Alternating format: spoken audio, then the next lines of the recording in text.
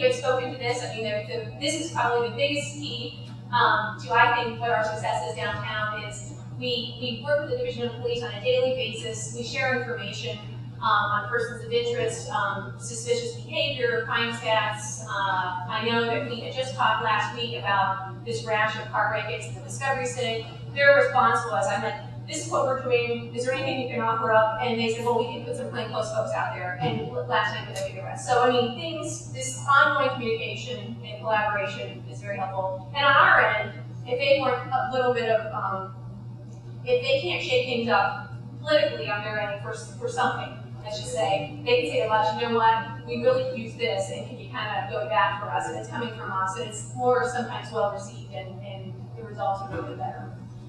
We work with the City Attorney's Office and Municipal Courts, and that's really Steve Dunbar, who is with, he works really closely with the prosecuting attorney, and we identify who our repeat offenders are downtown. A lot of our folks that break into cars, you know, as soon as they're out, no joke, that day or the next day, they're breaking into cars again.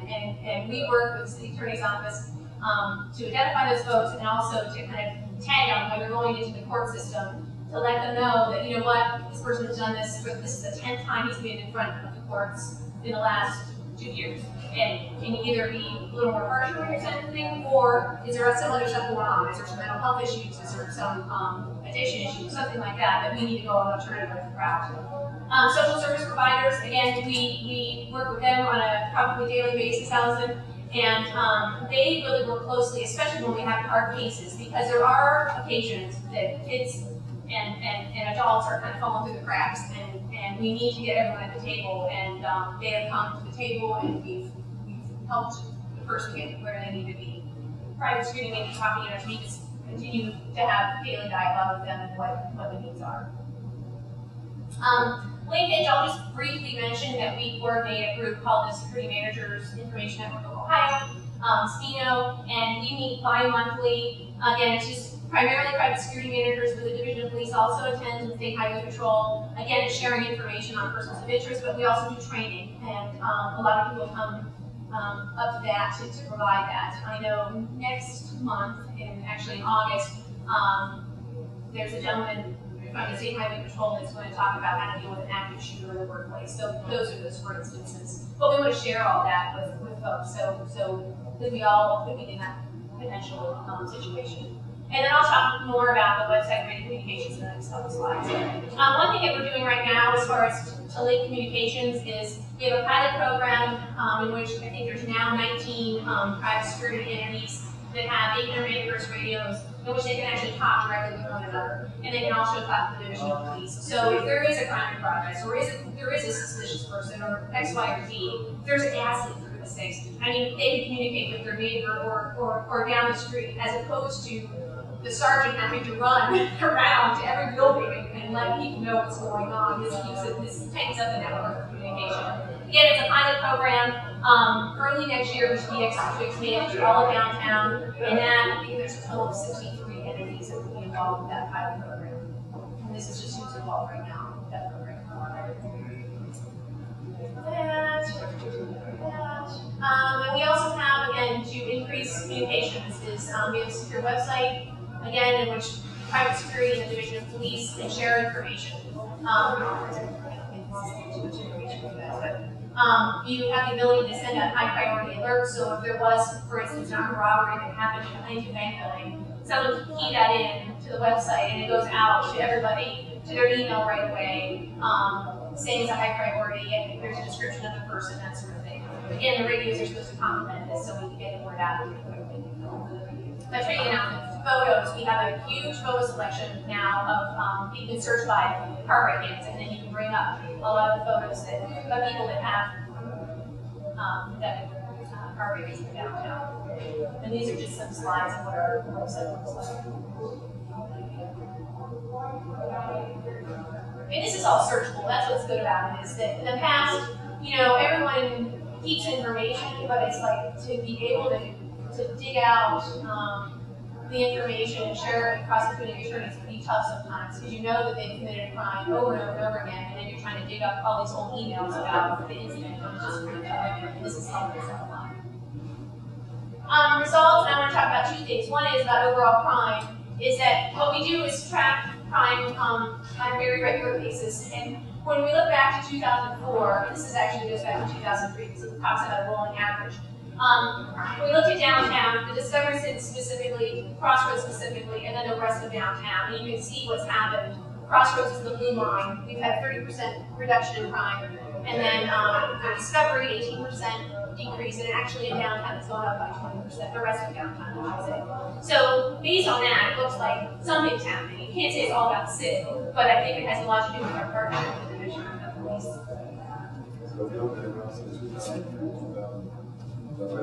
Crossroads has been, yeah. And that's as far back as we had the data actually from. And I do want to mention too,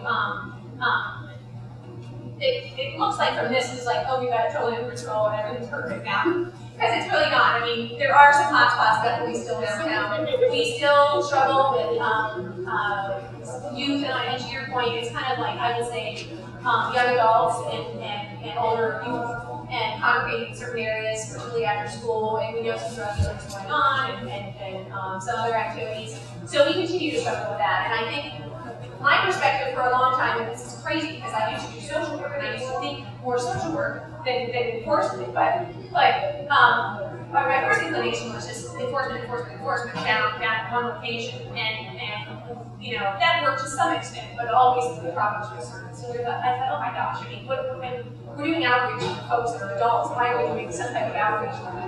So that's our next step, our next challenge. But we need to go after that. We need to understand better at how to connect with these kids, because I do think, I mean, you know, the people that are hanging out at this particular bus stop, I'd say if there's 20 of them there, you know, 18 of them probably would be encouraged to go in another direction and probably could you know, end up going down a better path than they are. So that's our challenge, really, and hopefully we'll get there.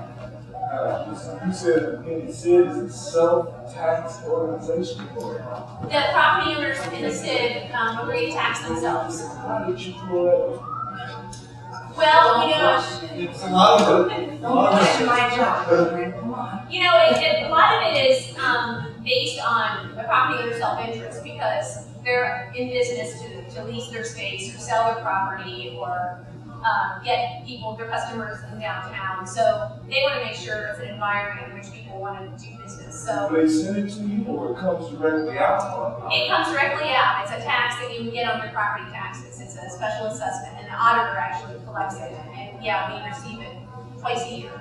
Yeah. But there is another component of that, which is if you knew that a 5% or whatever was going to go specifically into your community, specifically into your commercial district, as opposed to just going into the fund and then it's everywhere.